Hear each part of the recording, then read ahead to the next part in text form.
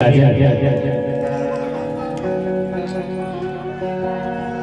कथा के श्रवण करने से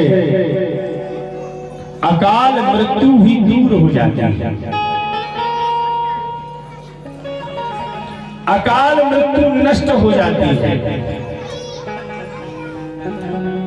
अगर यमराज वहां प्रवेश कर रहे हो तो यमराज भी अपनी गति बदल देते हैं। वनवासी एक राजा थे जिनका नाम था धुमत्सेन। जिनका नाम था धुमत्सेन। धुमत्सेन पति पत्नी अंधे थे, वन के राजा थे। शत्रुओं ने जबरदस्ती निसहाय थे राजन धुमत्सेन राजपाट छीन लिया।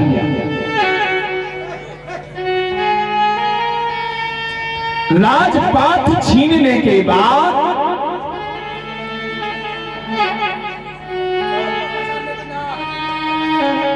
जैसे राजपाट सब छीन लेते हैं, बाहर विधाता उस धुमत्सेन के यहाँ एक आज्ञाकारी बेटा पैदा होता है जिसका नाम होता है सत्यवान।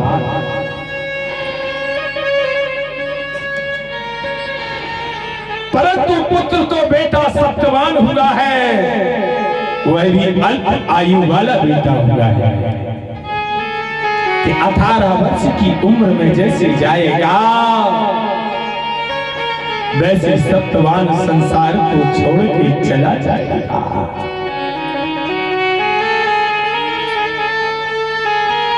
राजपाट छिन चुका है, माता पिता अंधे हैं। सत्यवान हाथ में कुल्हाड़ी लेता है, जंगल से लकड़ी काटता है, शहर में बेचता है। जो मिलता है उसी में अपने माता पिता का लालन पालन करता है। यहाँ अपने माता पिता का आज्ञाकारी पुत्र सत्यवान भगवान सुखदेव जी कहते हैं, परीक्षित यहाँ मध्य देश के राजा अश्वपति जिनके यहाँ संतान नहीं है, माता सावित्री की उपासना करके माता सावित्री की पूजा करके एक कन्या का जन्म होता है जिसका नाम सावित्री की उपासना की है, इसलिए उस बेटी का नाम सावित्री रख दिया गया। राजा अश्वपति की पुत्री सावित्री लालन पालन होता है, राजघर की बेटी है, ठाट बाट के साथ रहती है। परंतु शास्त्र कहते हैं जैसी हमारी बेटी हो, बेटा के अनुरूप बेटी के अनुरूप बेटा होना चाहिए।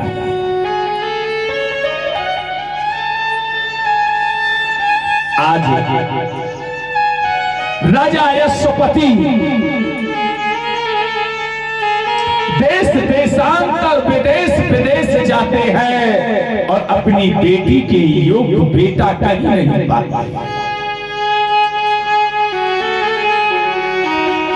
अपनी बेटी के सुयोग पर नहीं प्राप्त कर पाते हैं राजा अश्वपति। आज सुबह सुबह का वक्त है, राजा राज दरबार में बैठे हैं, बेटी सावित्री आई है। राजा अश्वपति ने सर नीचे कर लिया, बेटी मैं तेरा विवाह नहीं कर पा रहा हूं, तू अपनी अवस्था में आ चुकी है और मैं तुझे पति नहीं दे पा रहा हूं, मैं कैसा पिता हूं।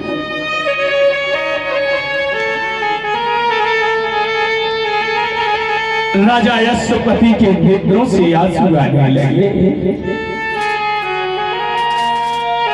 सावित्री ने कहा, बाबा मुझे देख करके क्यों रोने लगे? राजा अश्वपति कहने लगे, बेटी खुद बेटी पर को खोजो। ए बेटी, तुम जिस वर को तुम खोज लोगी हम उसी को दामाद बना लेंगे। अरे खुद बेटी पर को खोजो, मैं बहुत हुआ हैरान, तेरे योग कुंवर नहीं पाया, डाले लाखन ज्यादा।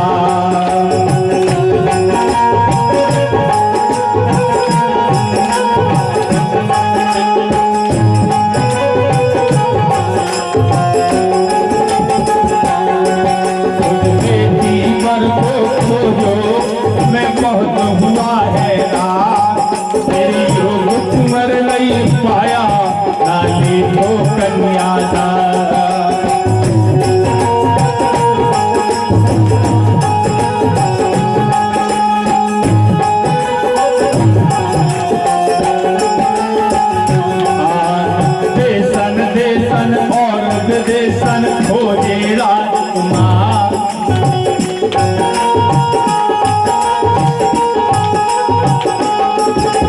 देसन देसन और विदेशन खोजे राजकुमार, तेरी युग कुंवर नहीं पाया, डाले लेकर जाना।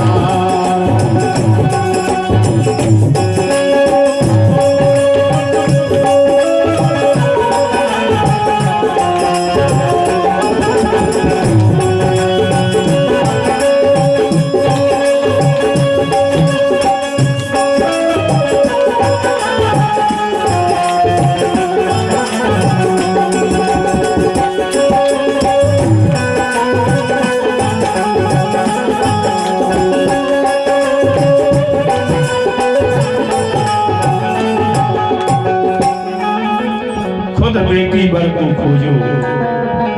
आज राजा अश्वपति ने अपनी पुत्री सावित्री से कहा, बिटिया हमारे योग तुमको कहीं वर नहीं मिल रहा है, इसलिए तुम जिस वर को खोज लोगी उसी का हम कन्यादान ले लेंगे।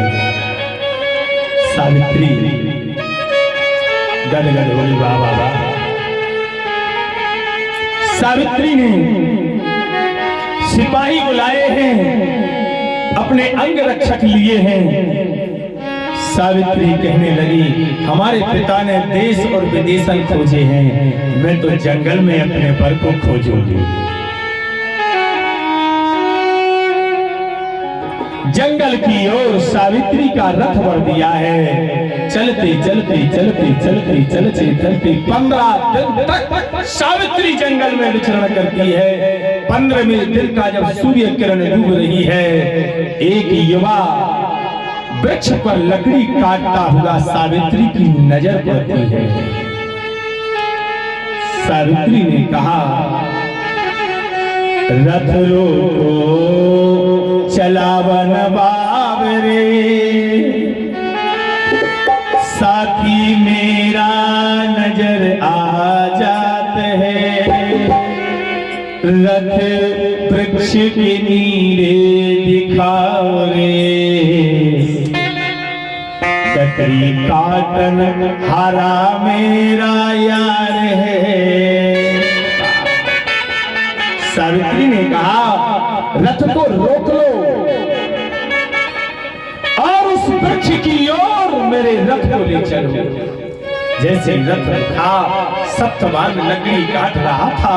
सप्तवान को लगा कि मैं लकड़ी काट रहा हूं, ये कोई राज का सिपाही या कोई दंड देने वाला होगा। सप्तवान कपने लगा, सप्तवान के आंसू आने लगे। देवी, ये मेरा गुजारा है, मैं जीर्ण वृक्षों को काटता हूं, हरे वृक्षों को नहीं काटता। जो वृक्ष अपनी डालियों को सुखा देते हैं, हम उन्हीं डालियों को काट के अपना गुजारा करते हैं। सावित्री आई। सावित्री ने आकर के हाथ जोड़ा, तुम मेरे हाथ मत जोड़ो सोहर। सत्यवान कहने लगा, हम कहां पे क्या है। सावित्री कहने लगी, नहीं। आज से हम तुम्हारे हैं, तुम हमारे हो, तुम्हारा नाम क्या है? सत्यवान ने कहा ना हम तुम्हारे थे ना तुम्हारे हैं, और हमारा नाम तो सत्यवान है। हम लकड़ी के काटने वाले लकड़हारे के बेटे हैं, आप एक राजपुत्री हो।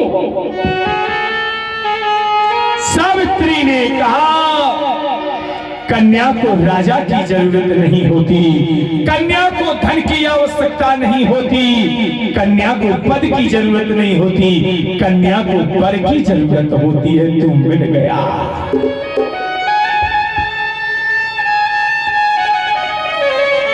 तुम हमारे हो रहे रहोगे। सत्यवान से कहा तुम मुझे पत्नी स्वीकार करो। सत्यवान हाथ जोड़ के कहने लगा ये दुस्साहस हमारे शरीर में नहीं है। अरे तुमको विवाह करना है तो हमारे माता पिता से बात करो। अरे तात मात से जाकर, सत्यवान कहता है कि तात मात से जाकर कर लो कछ तुम तो बात, पीछे प्यारी न्यारी तुम करना हमसे बात।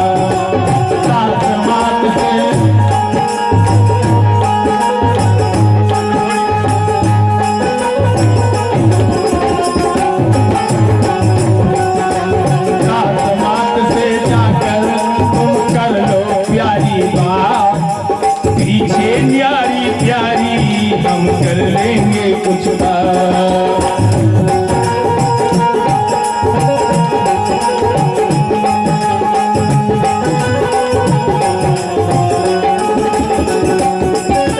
बिना तात हर प्यारी और बिना मात की आस, नहीं प्यारी न्यारी ना होगा हमारा प्यार।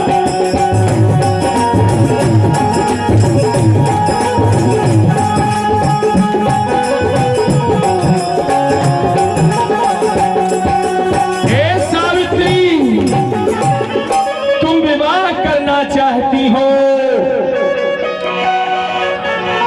मेरे तात मात से बात कर लो, अगर वो तैयार है तो हम तैयार हैं। सावित्री ने कहा मेरे रथ पर बैठो, लकड़ी का गट्ठा रखो। सत्यवान कहने लगा नहीं, हमारी लकड़ी कौन ढोएगा? सावित्री कहती हम तुम्हारी लकड़ी का गट्ठा रखते हैं, तुम रथ पर बैठो, तुम अपने पिता के मार्ग को ले चलो। सावित्री सिर पर गट्ठा रखे हुए सत्यवान रथ चलाता हुआ धुमतसेन के सामने खड़ा हो गया। धुमतसेन ने पूछा बेटा आज कौन है? उसके लोग हैं। सावित्री ने कहा तुम्हारा बेटा नहीं बोलेगा बाबा, मैं बोल रही हूँ, मेरा नाम, मैं तुम्हारे अश्वपति पुत्री सावित्री हूँ। मैं तुम्हारे पति को, तुम्हारे पुत्र को पति बनाना चाहती हूँ।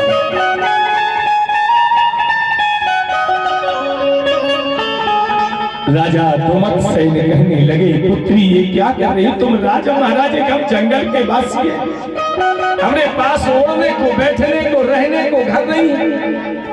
सावित्री कहने लगी मुझे सब मिल जाएगा, तुम्हारा पुत्र मिल गया तो सब मिल जाएगा।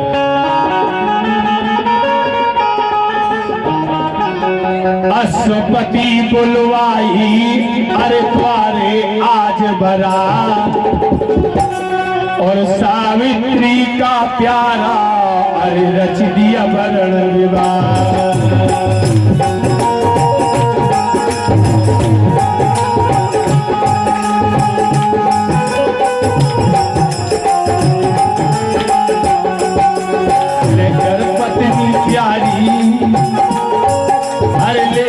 पत्नी प्यारी अब सत्यवान जी आज, जंगल धमुआ तेरा रखा रहती पत्नी पार।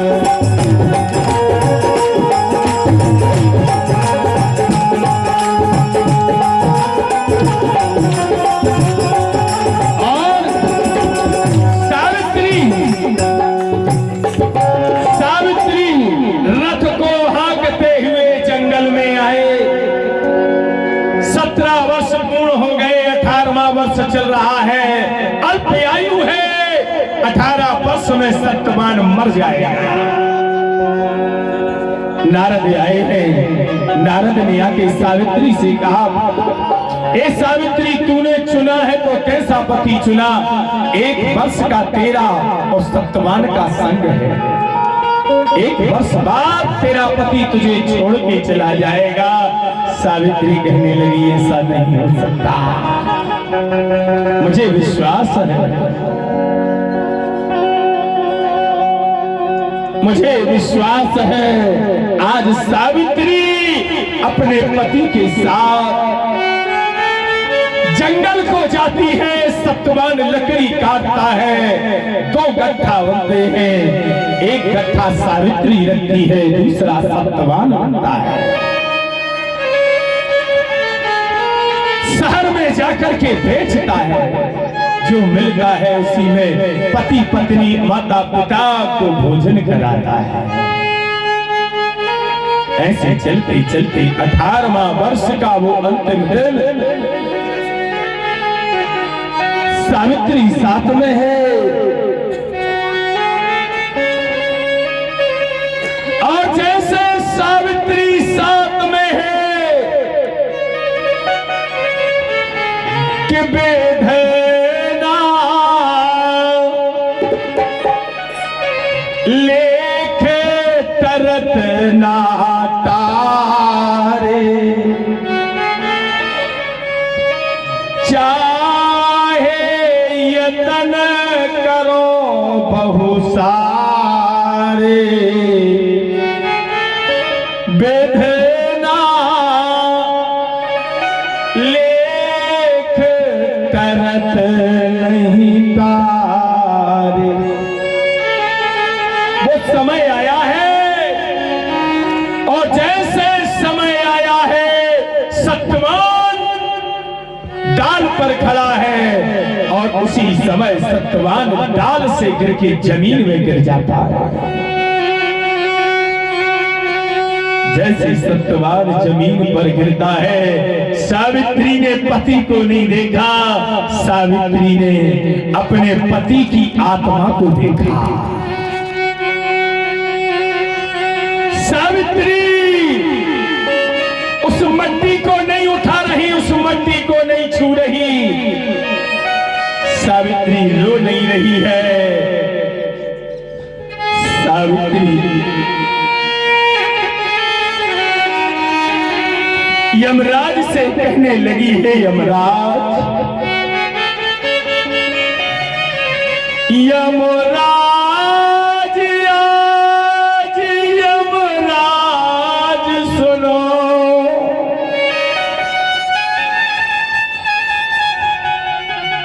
दे दो प्रीतम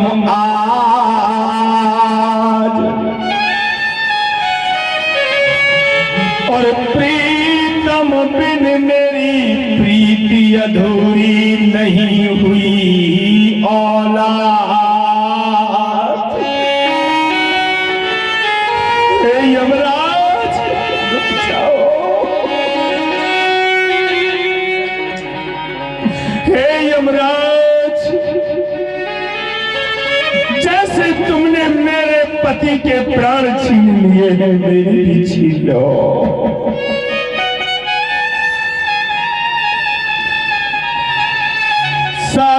सत्यवान की सत्य है प्रीति, पीछे सावित्री जाती है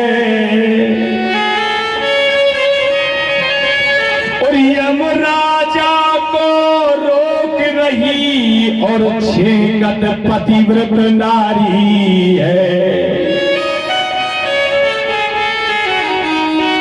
यमराज के सामने सावित्री खड़ी हो जाती है,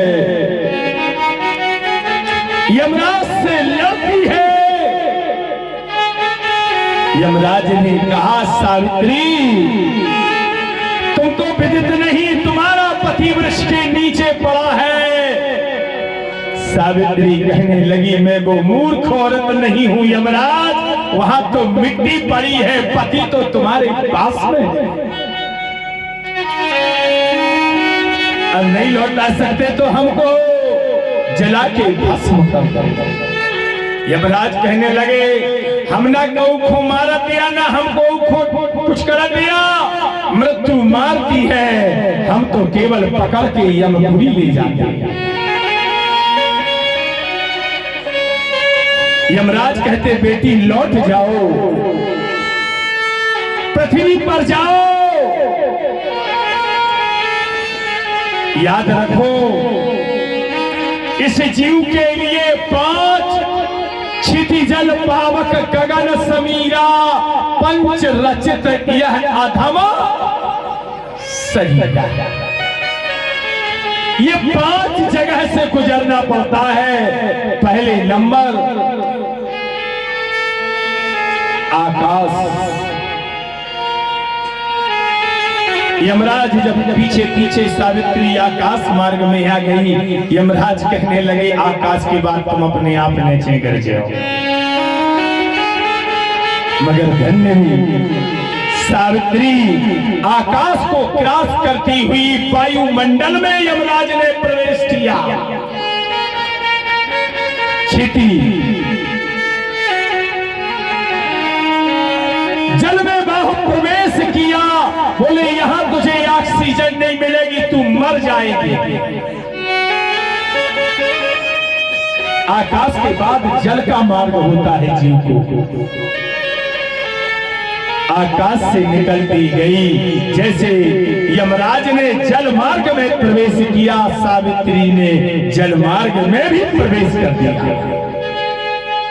यमराज कहने लगे, कैसी मूर्ख है, ये आकाश का भी भेदन कर चुकी, ये जल का भी भेदन कर लेगी, यहां तो ये नष्ट हो जाएगा। मगर धन्य है सावित्री की दृढ़, धन्य है सावित्री की प्रतिज्ञा, जल का भी भेदन करती जाती है। इसके बाद आता है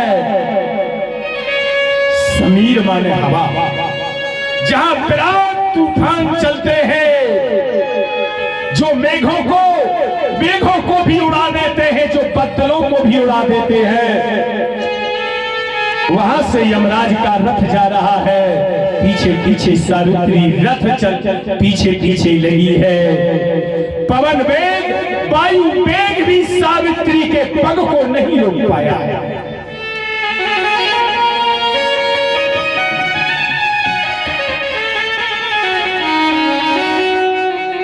वहां से चलते चलते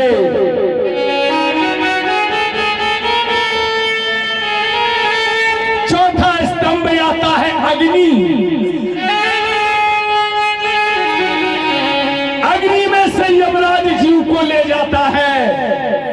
यमराज कहने लगे, अब तो तू इसमें जल के भस्म हो जाएगी, मान जा हथेली मोड़ी। सावित्री क्यों मर रही है? सावित्री कहने लगी, हम तो मर ही गए जब हमारे पति तुम लेके चले गए, हम जिंदा कहाँ हैं? जहां प्रीतम रहे हम साथ चलेंगे, तन को जलना जल जाने दो, बस मेरी अंतिम इच्छा है, प्रीतम को प्रभु तुम लौटा दो। सावित्री कहती है, मेरी दूसरी कोई डिमांड ही नहीं है, मेरी बस डिमांड है हमारी पति लौटा दो, लौटा दो। वहां से भूमंडल को फाड़ते हुए मन सावित्री ने क्षिति जल पावक, क्षिति जल पावक गगन समीरा।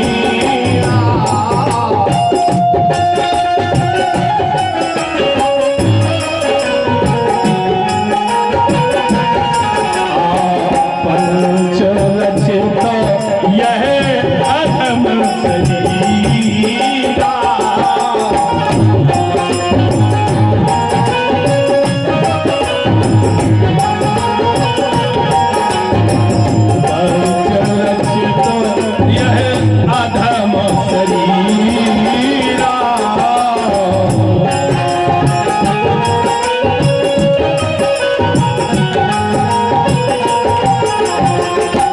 सावित्री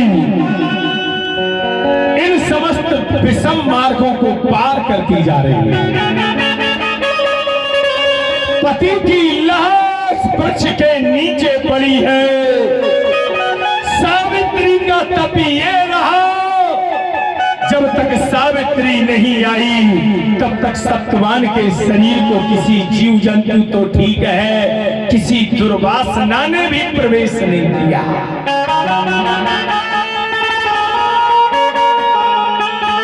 पवित्र जैसे एसी में रखा हुआ हो, यमराज अब संयमपुरी में प्रवेश करने वाले हैं। यमराज कहने लगे, ये हथेली में आज तेरे सामने हार गया, क्योंकि संयमपुरी में मनुष्य का जाना मना है। यमराज कहते हैं, विचार करते मुझे विश्वास है, जब इतनी कठिन जंजीरों को तोड़ती हुई मेरे साथ आ गई है तो ये संयमपुरी तो साधना का द्वार है। ये यहाँ आ जाएगी और प्रकृति का नियम बिगड़ जाएगा, सृष्टि का नियम बिगड़ जाएगा। यमराज कहने लगे, ए बेटी तुम लौट जा, मुझसे वरदान मांग ले, क्या चाहती है? लौट जाओ। हे सावित्री, मैं हार गया, तू जीत गई। मैं हार गया, तू जीत गई, देता तुझको वरदान यहाँ।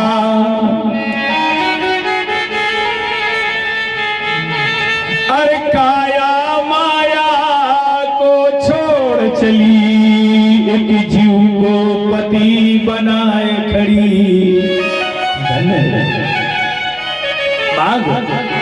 सावित्री हाथ जोड़ के कहने लगी, यमराज प्रसन्न हो तो हमें वरदान दे दो। सास ससुर के नैना प्रभु जी आप तुरंत ही लौटा दो। क्या बात है, एक ही वरदान में उसने 3 चैप्टर खड़े किए सावित्री के। सास ससुर के नैना प्रभु जी आप यहाँ पर लौटा दो, और खोया राज हमारे पिया का वापस बस अब दिलवा दो। दूसरा वरदान, तीजा यह वरदान हमारा, मैं 100 पुत्रों की माता हो, देना हो बस वरदान यही, यमराज मंगाने देता। यमराज सास ससुर की आंखें, आंखें कौन है? माता पिता की आंखें पुत्र होती, राघव मोर पलक की रानी।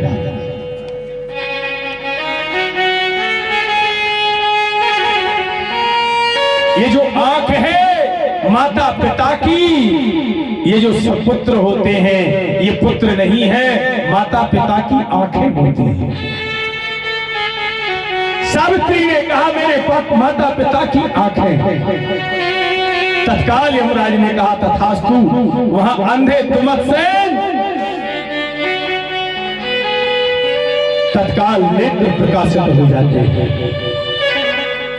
दूसरा वरदान, खोया हुआ राज्य पुनः महल महल बनने लगे। तीसरा वरदान, 100 पुत्रों की मां। बोले हमने कर दिया, चली जाओ। सावित्री हंसने लगी, बाहर यमराज बड़े बुद्धिमान हो, हमारे सास ससुर की आंखें हमारे पति हैं।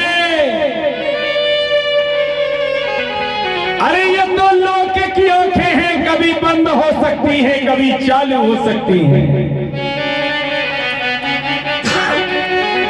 हमारे पति की आंखें, हमारे पति हमारे सास ससुर की आंखें, खोया हुआ राज्य। अरे जब हमारा पति नहीं रहेगा तो वो राज्य हमारे किस काम का रहेगा यमराज? तुम कहते हमने तीनों वरदान दे दिए, हमको तो एक भी नहीं दिख रहा। तीसरा वरदान हमने मांगा 100 पुत्रों की मां। अरे जब हमारा पति नहीं रहेगा तो हमारे यहां बेटा अपने आप हो जाएगा? हमारे यहां संतान कहां से आएगी यमराज? यमराज तटस्थ हो गए। बाहरी सावित्री जी ने तो अपने जाल में फंसा दिया। मैंने कहा है सावित्री, ये सत्य है।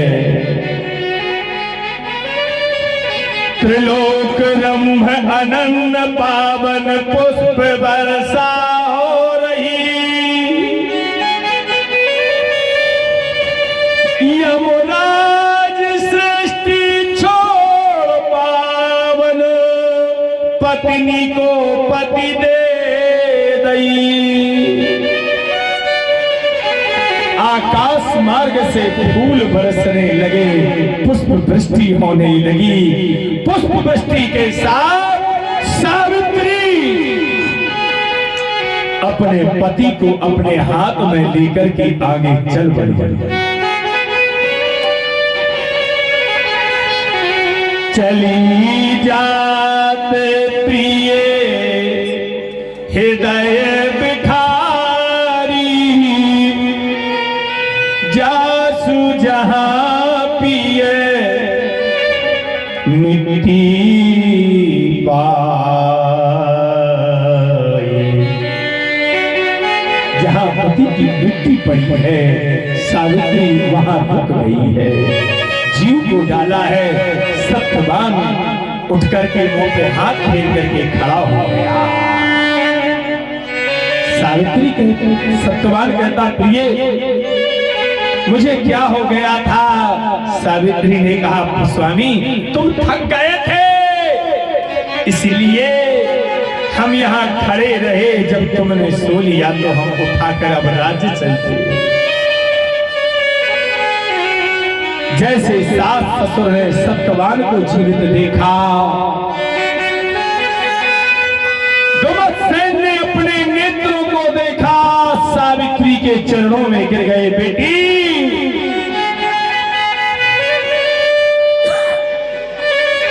तू साक्षात देवी है, तुम धन्य हो। कि धन्य धन्य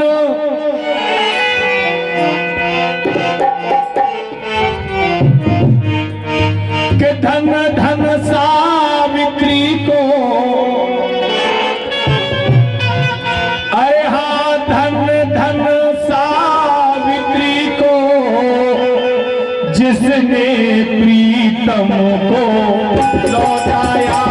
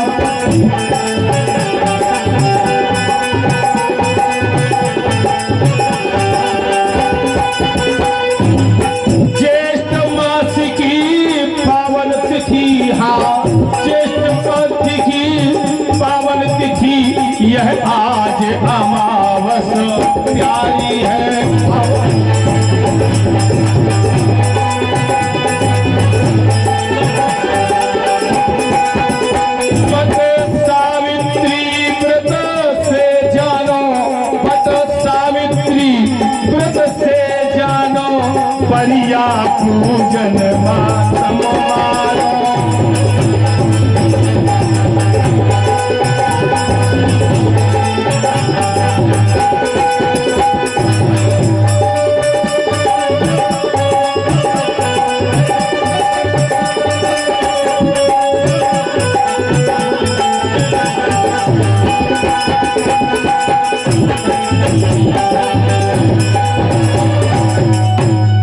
वट सावित्री, ज्येष्ठ मास अमावस्या, वट वृक्ष के नीचे सावित्री ने अपने पति को जीवित किया था। यह जेठ मास की ज्येष्ठ माह की जो अमावस्या है वही वट सावित्री व्रत कहलाता है। जो स्त्री या पुरुष, नारी पुरुष सचराचर कोई, चाहे स्त्री हो चाहे पुरुष हो, दो में से को करत होए, परमात्मा उसकी सदगति और उसकी अल्प आयु से मुक्ति प्रदान करते हैं। जो यह कथा श्रवण करता है, अल्प आयु से वह व्यक्ति मुक्त हो जाता है। यमराज उसे अल्प आयु से मुक्ति प्रदान करते हैं। बोलो भक्ति और भगवान